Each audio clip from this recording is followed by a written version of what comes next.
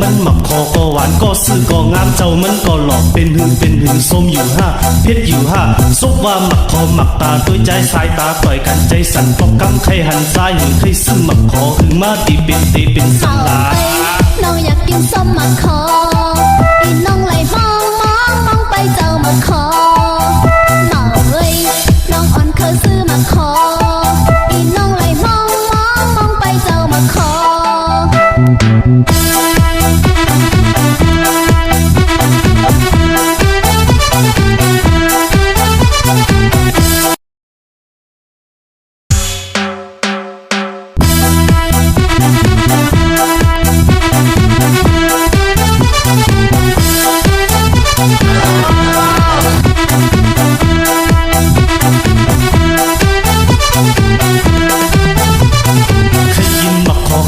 เจ้ามันหมักคอก็หวานก็ซื่อก็งามเจ้ามันก็หลอกเป็นหึ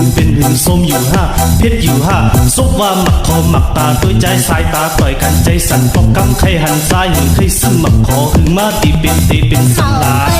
น้องอยากกินส้มหมักคออีน้องไหลมองไปเจ้าหมักคอน้องเอ้ย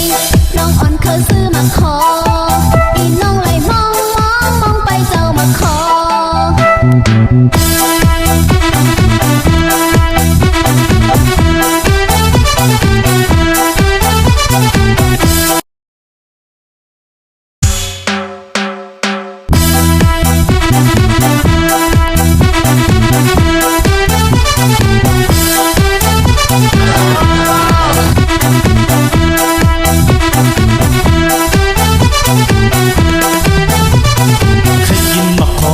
เจ้ามันหมักคอก็หวานก็ซื่อก็งามเจ้ามันก็หลอกเป็นหึ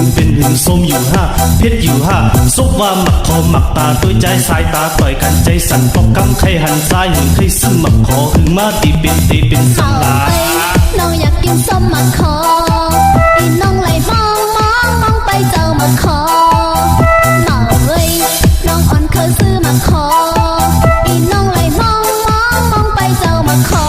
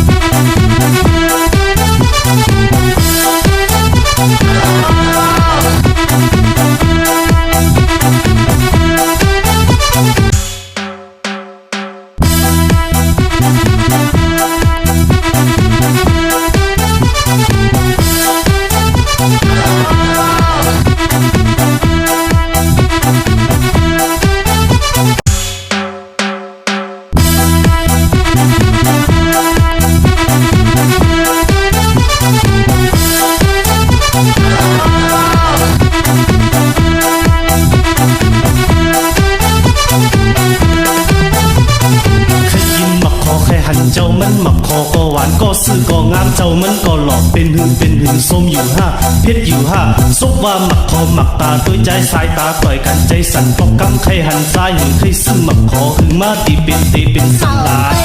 น้องอยากกินส้มหมักคออีน้องไหลมองไปเจ้าหมักคอ